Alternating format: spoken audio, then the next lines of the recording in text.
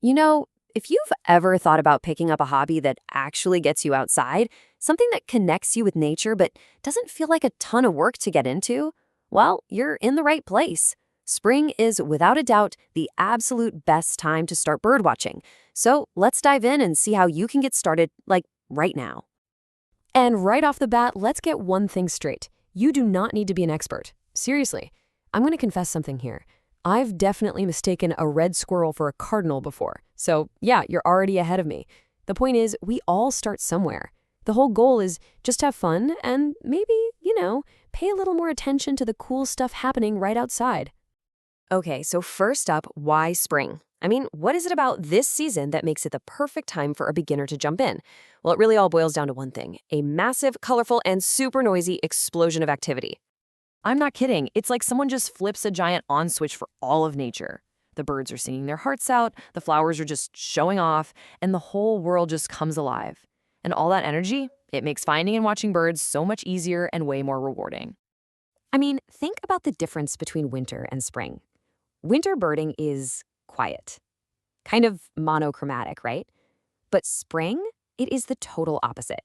You've got peak migration, which means all these new and exciting species are passing through your area. Birds are decked out in their brightest colors, their breeding plumage, and they are just always busy, singing, building nests, finding food. The action is literally nonstop. All right, let's move on to your starter kit. And here's the best part.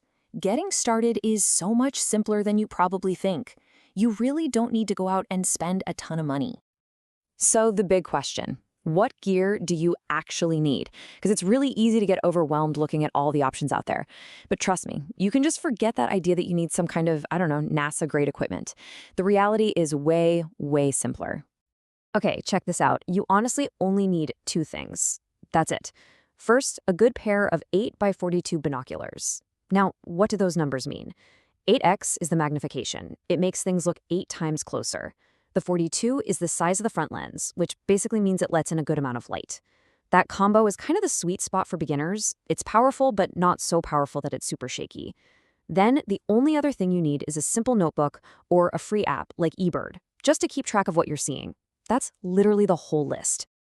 Now, before you go running off into the woods, do yourself a favor and practice a little. Just hang out in your yard for a few minutes. Get used to the feel of the binoculars. Try focusing on something that's not moving, like a fence post.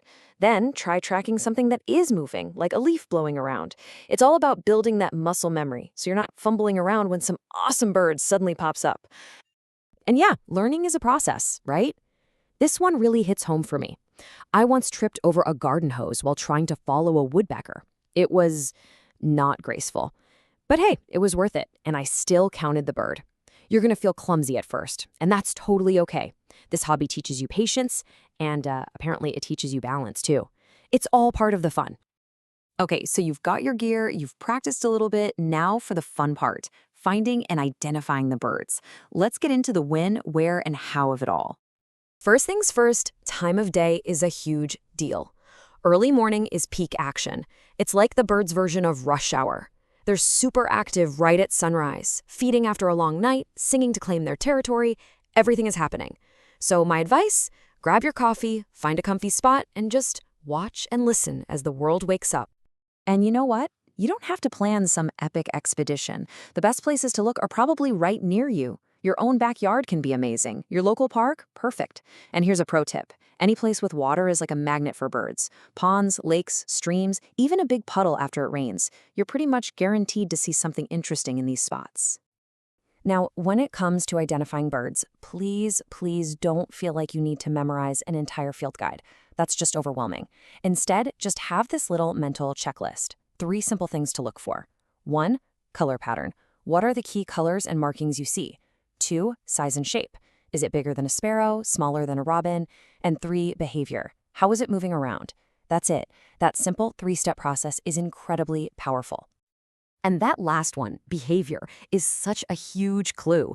You can learn so much just by watching how a bird moves. You'll notice sparrows tend to kind of hop around with both feet together. Finches have this fluttery, almost nervous energy. And a robin? Oh, a robin has that confident, chest-puffed-out strut.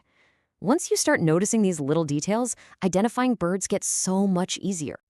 And hey, if you're stuck, there's absolutely no shame in using a little tech to help you out. Apps like Merlin Bird ID are frankly amazing. You can answer a few simple questions about what you saw, and get this, you can even have it identify a bird just by its song. Yeah, it can feel a little bit like cheating, but who cares? It works. It's a fantastic way to learn fast and confirm what you're seeing. Okay, this brings us to our last section, and it's a really important one. It's not just about finding birds, it's about how to observe them without disturbing them. Let's talk about being a responsible bird watcher. You know, one of the easiest ways to watch birds is to just bring them to you. A simple feeder filled with black oil sunflower seeds is like an open invitation to a huge variety of birds. Oh, and here's a secret weapon: water. Especially moving water, like from a little dripper or a small fountain, it's basically irresistible to them. Just make sure you keep your feeders and bird baths clean, because that's super important for their health. But all of this brings us to the golden rule. The number one most important thing to remember, whether you're in your backyard or out on a trail. Just give the birds their space. That's it. Your whole goal is to watch them acting naturally, and that's only going to happen if they feel safe and not threatened by you. And remember, we're talking about spring, which is a really sensitive time for birds. They're busy with some pretty important stuff: finding a mate, building a nest, raising their babies, so just be mindful. Stay back from any nests you find, keep the noise level down. You can still enjoy all those amazing moments, but do it from a distance. Honestly, the best experiences are the ones where you're just a quiet observer, not interfering at all. And through it all, just remember to have a sense of humor, right? Nature's gonna do what nature's gonna do. If a squirrel photobombs their perfect shot of a bluebird, well, welcome to the hobby. That's just part of the deal. Things won't always go according to plan, and that's what makes it an adventure. So there you have it, your beginner's guide to spring bird watching. The only thing left to do now is the easiest part. Just look out your window. What will you discover? Be patient, stay curious, and see what this amazing season has waiting for you. Go find out.